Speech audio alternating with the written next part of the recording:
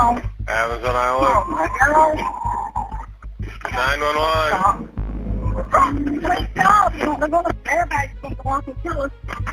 Hello?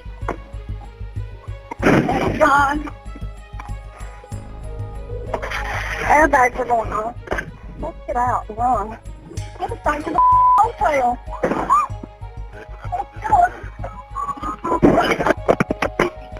Hello? El audio que acabamos de escuchar fue extraído de la llamada realizada por Vicky White al 911. En medio de una persecución con las autoridades por las rutas cercanas al sur de Estados Unidos. Vicky, una agente policial de una cárcel en Alabama, se enamoró del hombre del que menos pensaba. Su vida cambió para siempre en el momento en que decidió que haría lo que fuera necesario para que pudieran estar juntos. Acompáñanos hasta el final de este video para descubrir el desenlace de esta historia, llena de enredos, secretos y amores prohibidos, que parece sacada de un drama del cine o la televisión. El caso de Vicky White y Casey Cole White.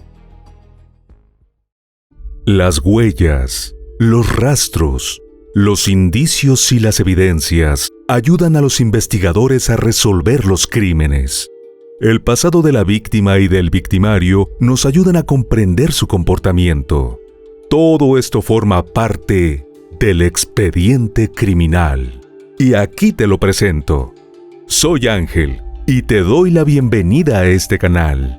Antes de empezar con el video, recuerda suscribirte y activar la campanita para que recibas una notificación cada vez que suba algo nuevo. Tampoco se te olvide al terminar dejarnos tu me gusta. Sin nada más que agregar, acompáñame a conocer todos los detalles de este expediente criminal.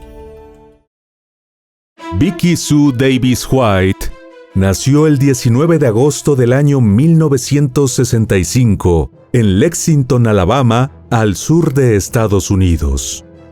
Es poco lo que se sabe de su vida personal y familiar, excepto que fue hija de J.C. Davis y Patricia Lee Hughes Davis, a quien todos llamaban Pat, y que también tuvo dos hermanos, Gary y Steve Davis. En 2002, cuando Vicky tenía 37 años, se casó con un hombre llamado Thomas Edward White, conocido como Tommy, cuyo apellido adoptó después de la boda. La pareja se separó apenas 4 años después, debido principalmente a que Tommy tenía el mal hábito de emborracharse y consumir otras sustancias. Aunque no tuvieron hijos, mantuvieron una relación cercana hasta que él falleció en enero de 2022, por causas que aún se desconocen. Vicky fue descrita por sus allegados como una mujer amable y dedicada. Trabajó en el Departamento de Correccionales de Alabama durante aproximadamente 25 años, de los cuales 16 ejerció como subdirectora del Centro de Detención del Condado Lauderdale. Su compromiso y determinación en el trabajo rindieron frutos, ya que fue nominada como empleada del año en distintas ocasiones, reconocimiento que obtuvo 4 veces en un lapso de 17 años. A lo largo de su trayectoria se ganó el aprecio y la confianza de sus superiores y compañeros. Su abnegación era tal que los más jóvenes veían en ella una figura materna. La conducta ejemplar de Vicky no se limitaba solo al ámbito laboral, sino también en el personal. Pat, quien vivía en la casa de al lado de la oficial carcelaria, relató que su hija llevaba una vida rutinaria y sin sobresaltos. Cada día cuando regresaba de trabajar, pasaba por la casa de su madre a recoger a su perro y cenaban juntas antes de seguir a su hogar a pasar la noche. En 2022, a sus 56 años, con más de 2 décadas de servicio y desempeñando el cargo de subdirectora del Centro de Detención del Condado de Lauderdale, Vicky pensaba que había llegado el momento de tomarse un descanso. Era casi un hecho que sería nombrada por quinta y última vez como empleada del año, ya que había comentado que tenía planificado jubilarse en los próximos meses. Sin embargo, en abril de ese año, la mujer tomó una serie de decisiones que no solo dejó boquiabiertos a sus allegados y compañeros de trabajo por igual, sino que también cambió de manera irreversible su futuro. Todo comenzó 2 años antes, en 2020, cuando su camino se cruzó con el de un hombre cuyo estilo de vida distaba mucho de la rectitud y el decoro que hasta ese momento caracterizaban a Vicky. Casey Cole White nació el 20 de agosto de 1983 en el sur de Estados Unidos. No hay mucha información disponible de su vida personal, pero se sabe que tenía un hermano cuya identidad aún es desconocida. Según registros policiales, Casey tuvo una infancia y adolescencia complicadas y comenzó a delinquir a temprana edad. Al llegar a la madurez había acumulado un amplio registro por diferentes delitos. El hombre tenía un aspecto físico imponente y su sola presencia infundía temor. Medía poco más de 2 metros de altura y su piel estaba cubierta de peculiares tatuajes. Su apariencia combinaba a la perfección con su carácter explosivo que lo llevó a pasar varias temporadas en la cárcel. Un hecho particularmente violento ocurrió en 2012 cuando atacó a su propio hermano con el mango de un hacha martillo. Casey lo golpeó varias veces en la cabeza con el madero y lo dejó herido de gravedad. Los motivos de la agresión no fueron determinados, pero por la condena de apenas 3 años que le impusieron, se infiere que la víctima pudo sobrevivir. Los 36 meses que Casey pasó detrás de rejas parecieron no haber servido de escarmiento, ya que, según el servicio de alguaciles, poco después de cumplir su sentencia y salir en libertad, amenazó a muerte a quien era su novia de ese momento y a su hermana. El historial criminal de Casey permite deducir que vivió la mayor parte de su vida entre Alabama y Tennessee. Fue en estos 2 estados donde cometió todos los delitos que engrosaron sus antecedentes penales. Para 2020 ya había añadido a la lista una variedad alarmante de crímenes, como amenazas a mano armada, agresiones con armas de fuego, robo de automóviles, persecución policial y allanamiento de morada.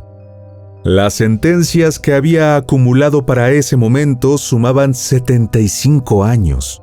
No obstante, su estadía en prisión estaba por extenderse aún más, e iban a ser sus propias acciones y palabras las que lo condenarían. A mediados del 2020, Casey estuvo recluido en el centro correccional William E. Donaldson, en el condado de Jefferson, Alabama. Según medios de comunicación estadounidenses, el hombre de casi 37 años confesó mediante una carta ser el responsable del crimen de Connie Ridgway. Connie fue descrita por sus allegados como el estereotipo clásico de una mujer cristiana del sur. Disfrutaba ir a la iglesia, hacer manualidades y ayudar a su comunidad. Sus 2 hijos eran lo más importante para ella. El 23 de octubre de 2015, el cuerpo sin vida de Connie fue hallado en la sala de estar de su departamento en el pueblo de Rogersville, situado en el condado de Lauderdale, Alabama. El forense determinó como causa de defunción las múltiples heridas que le propinaron con un arma cortante en distintas zonas de su cuerpo. Debido a que el perpetrador dejó pocas evidencias en la escena, a las autoridades les resultó imposible identificar al autor del horrendo crimen.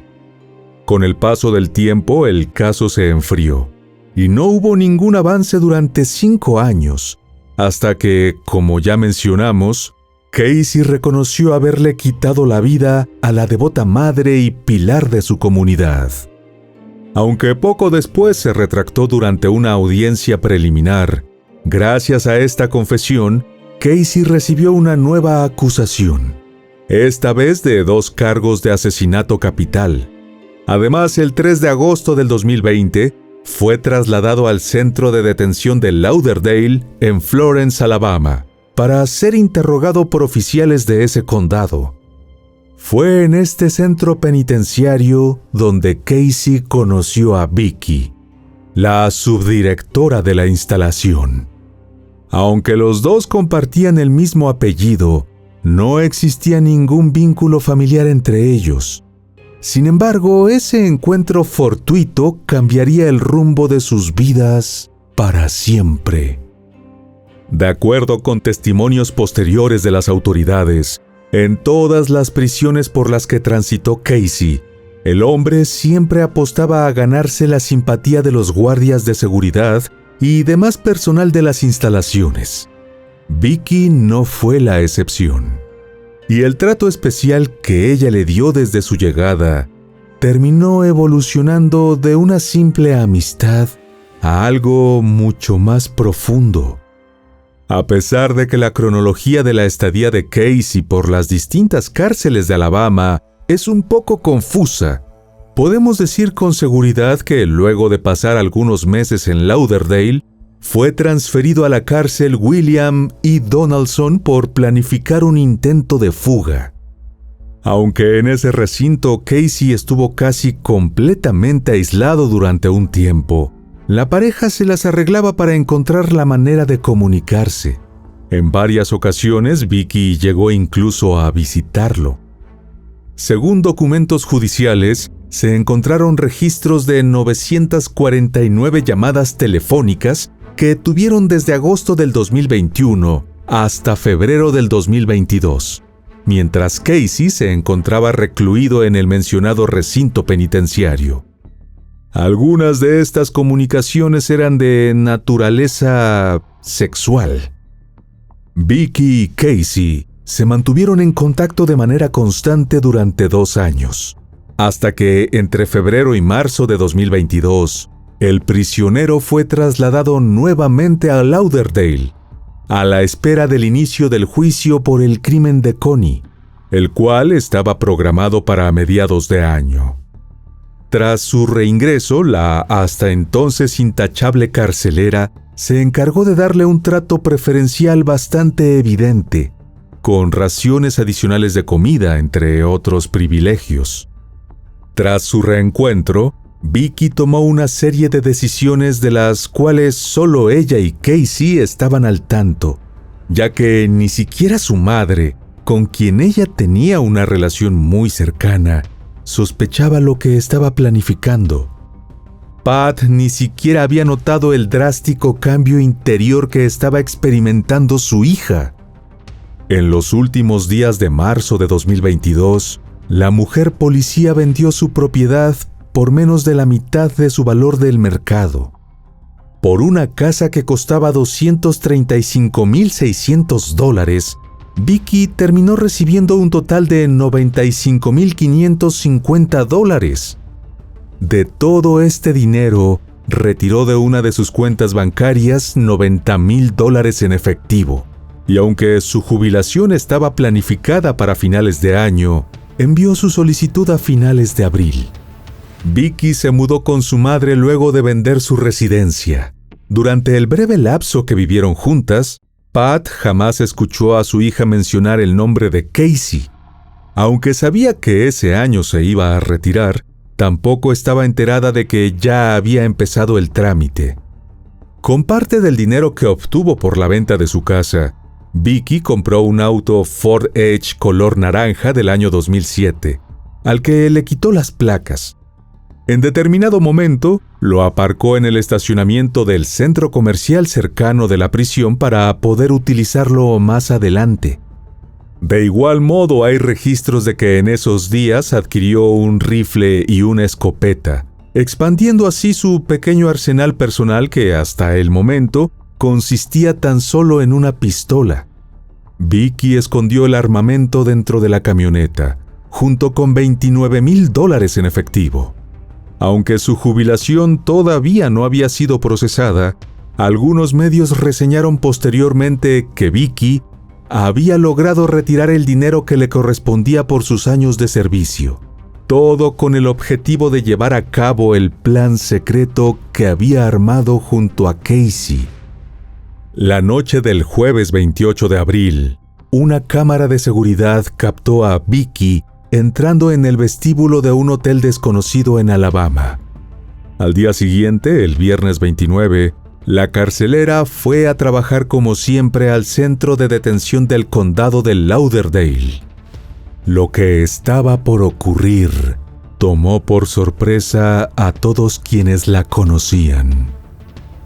Que los presos sean llevados a tribunales para que se les realicen pruebas psiquiátricas es un procedimiento común en las cárceles de Estados Unidos, y una de las labores principales de Vicky como subdirectora de la prisión era precisamente encargarse del traslado de los reos.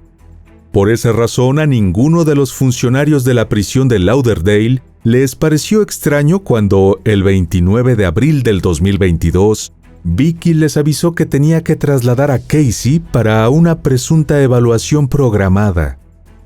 Nadie se inmutó cuando, a las 9:30 de la mañana, la guardia y el reo subieron a una patrulla policial y salieron de las instalaciones. Peor aún, a ninguno de sus compañeros pareció llamarle la atención que Vicky fuera el único oficial escoltando al prisionero, incumpliendo así las normas del centro penitenciario que establecen que los convictos condenados por crímenes graves tienen que ser acompañados siempre por al menos 2 funcionarios. Antes de salir, Vicky informó a sus colegas que luego de su turno iba a buscar atención médica, ya que no se sentía bien. Por eso su ausencia y la de Casey no fue notada hasta más de 6 horas después de su partida. Cuando intentaron comunicarse con ella, la llamada era redirigida directamente al buzón de mensajes. Fue en ese momento cuando entendieron que Vicky había ayudado a Casey a escapar. Aunque era imposible determinar si la mujer lo hizo bajo alguna amenaza o de forma voluntaria, el alguacil del condado de Lauderdale, Rick Singleton, aseguró que este comportamiento no era propio de su subordinada. En el instante en que se descubrió la huida, las autoridades desplegaron un operativo para dar con el paradero de los fugitivos. Debido a que Vicky llevaba consigo su arma de reglamento y a que Casey había cometido crímenes violentos en el pasado, fueron catalogados como personas potencialmente peligrosas en su orden de búsqueda y captura. Con el propósito de obtener apoyo de la comunidad, ofrecieron una recompensa de hasta $10,000 a cualquiera que pudiera brindarles información que los ayudara con la investigación. También distribuyeron retratos de ambos y el cartel de búsqueda de Casey por todo Alabama. Además, publicaron la información en Internet y, previendo que hubiesen cambiado su apariencia, enviaron a los noticieros imágenes de cómo se vería Vicky con varios estilos y colores de cabello distintos a su cabello natural, el cual era rubio y largo. Hicieron lo mismo con fotografías de los tatuajes de Casey, los cuales cubrían casi por completo su cuerpo.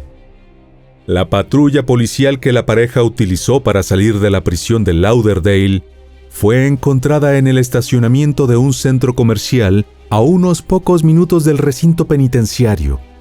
Los investigadores infirieron que fue en ese lugar que cambiaron su vehículo por uno que ya debieron haber preparado previamente.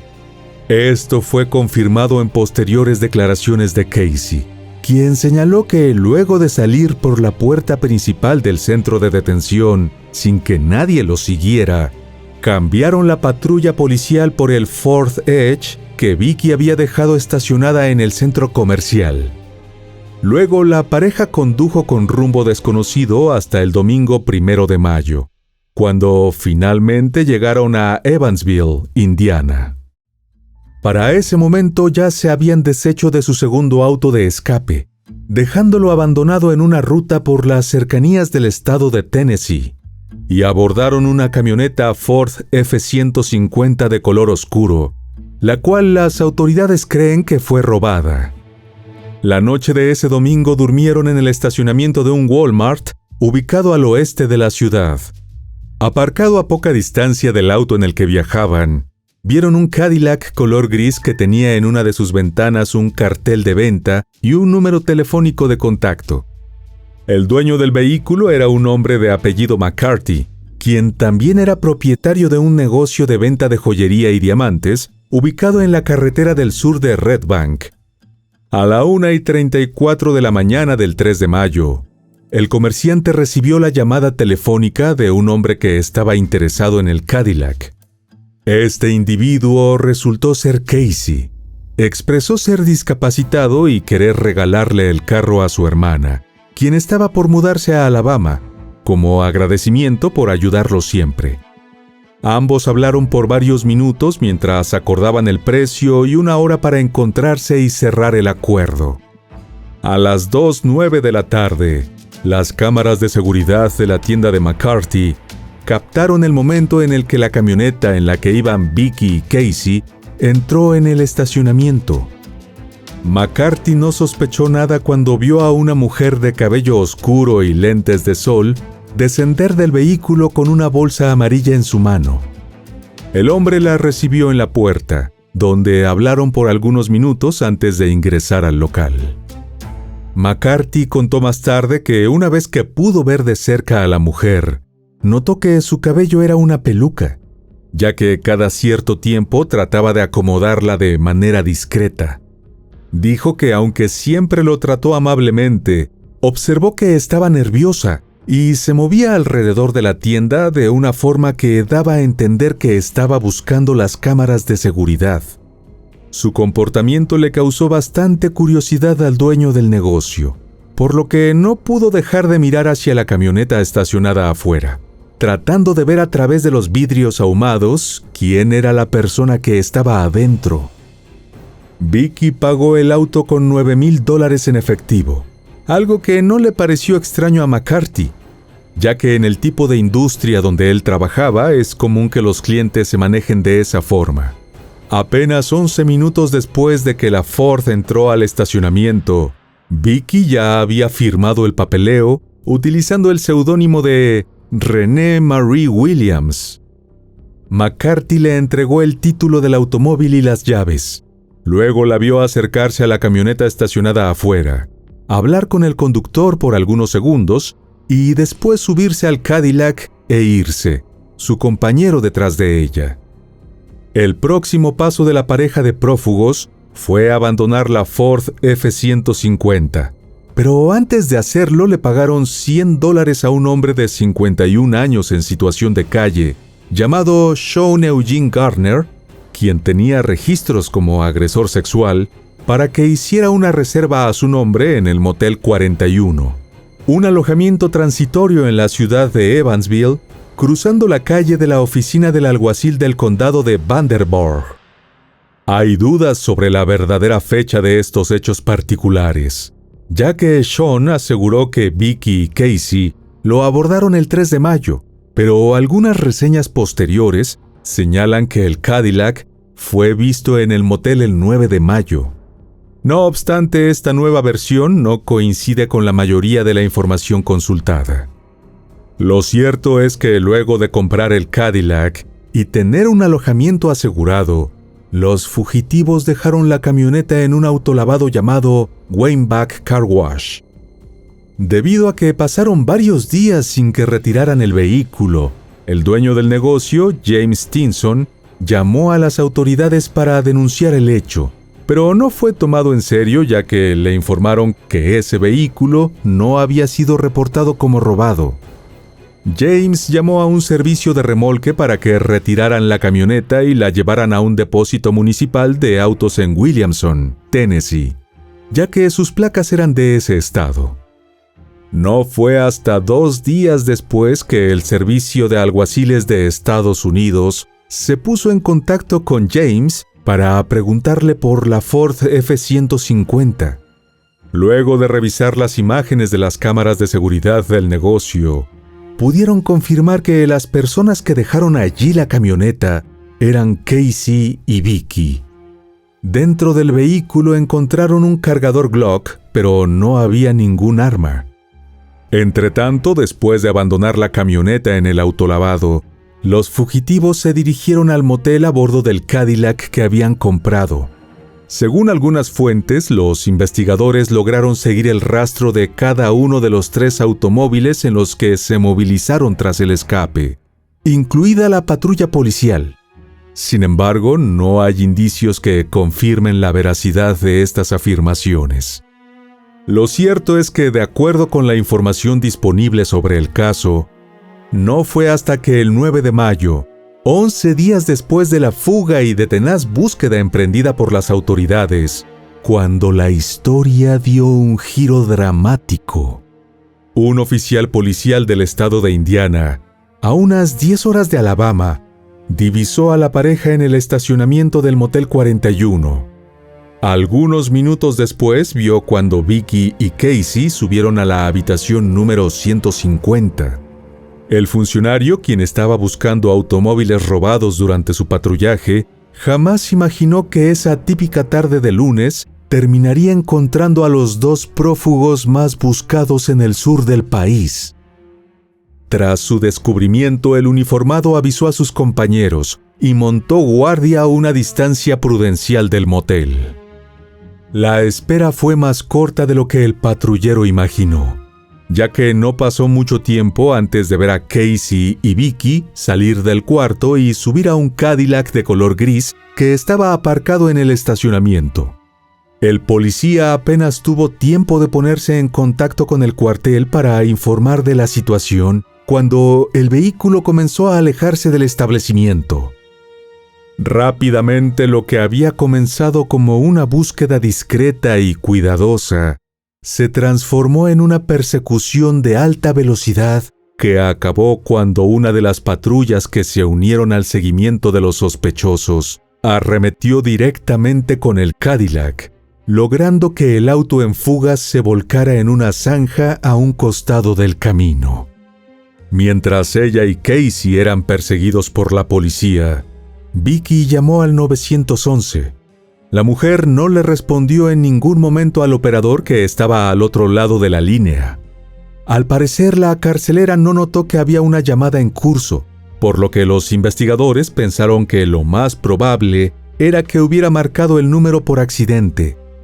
A pesar de que no había ninguna forma de confirmar lo contrario, los oficiales no descartaron la posibilidad de que la comunicación hubiera sido intencional. Tras el volcamiento del vehículo en el que iban los sospechosos, las autoridades actuaron rápidamente para neutralizar cualquier amenaza. De inmediato se acercaron al auto accidentado y extrajeron del asiento del conductor a Casey, quien estaba vestido con un pantalón color negro, una playera blanca y una camisa azul, y usaba anteojos para el sol. En las imágenes capturadas por la cámara de seguridad de la unidad contra la cual lo esposaron, se puede ver claramente que el fugitivo no opuso resistencia al arresto. Casey estaba aparentemente ileso y les pedía a los funcionarios que ayudaran a su esposa, en referencia a Vicky. Vicky, quien iba en el asiento del copiloto, seguía atrapada dentro de la carrocería y aparentemente había sufrido más daños en el impacto, pues estaba inconsciente. Cuando los policías finalmente pudieron llegar a ella, descubrieron no solo que tenía un arma de fuego en la mano con el dedo todavía en el gatillo, sino que también presentaba una herida de bala en la cabeza. Mediante un breve chequeo, los paramédicos que llegaron a la escena determinaron que la mujer seguía con vida, por lo que fue trasladada de urgencia al Hospital Central de Deaconess, donde falleció la noche de ese mismo lunes. El forense del condado de Vanderburg, Stephen W. Lockyer, quien se encargó de practicarle la autopsia, declaró la defunción de Vicky como autoinfligida. El reporte sembró dudas en los investigadores, quienes, a pesar de haber encontrado el arma en la mano de la difunta, Se preguntaban si la mujer disparó de manera consciente, si fue un accidente en el momento de la colisión o si fue Casey quien accionó el arma. Algunos días luego de su deceso, el cuerpo de Vicky fue devuelto a su madre en el estado de Alabama, donde se llevó a cabo su funeral. Alrededor de 200 personas se presentaron a llorar su pérdida.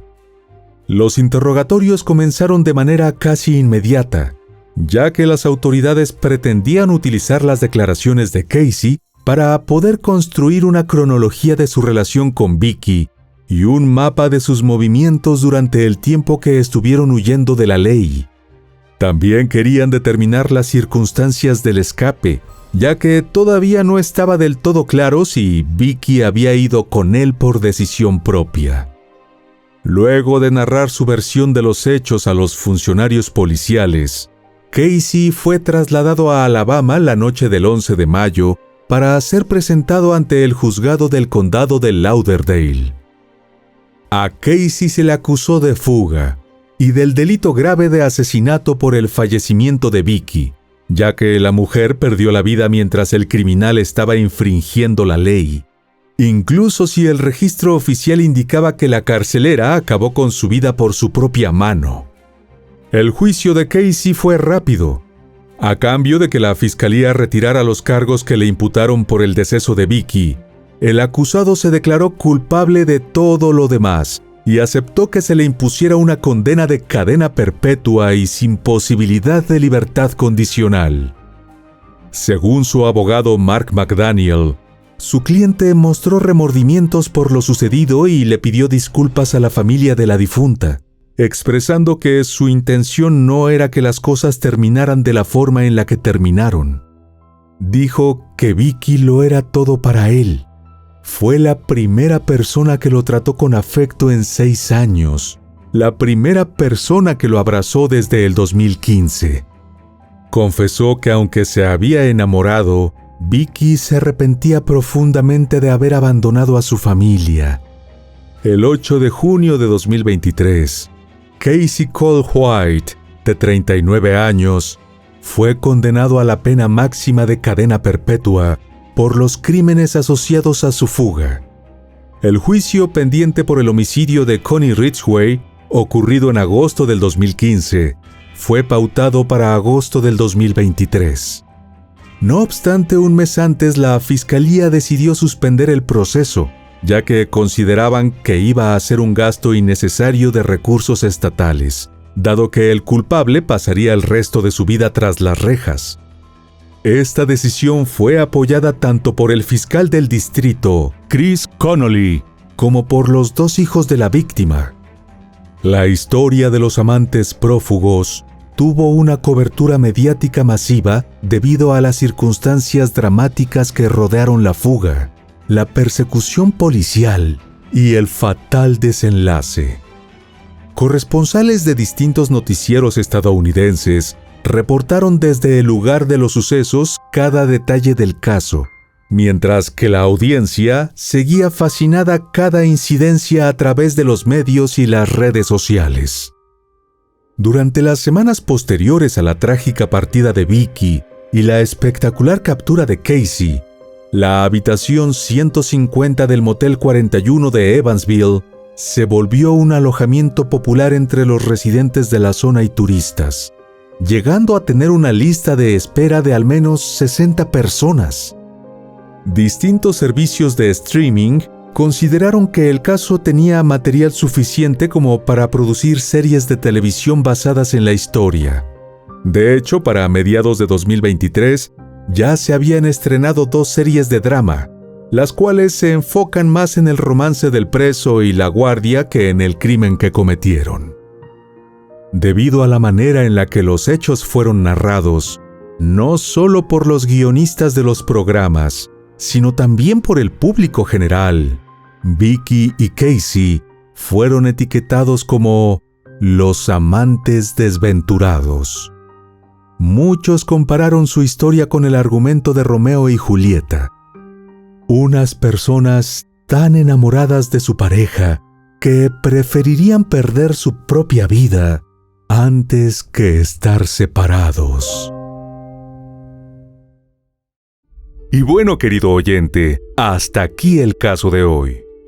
Te espero en otra entrega para que juntos analicemos todos los detalles de los más terribles crímenes de la historia.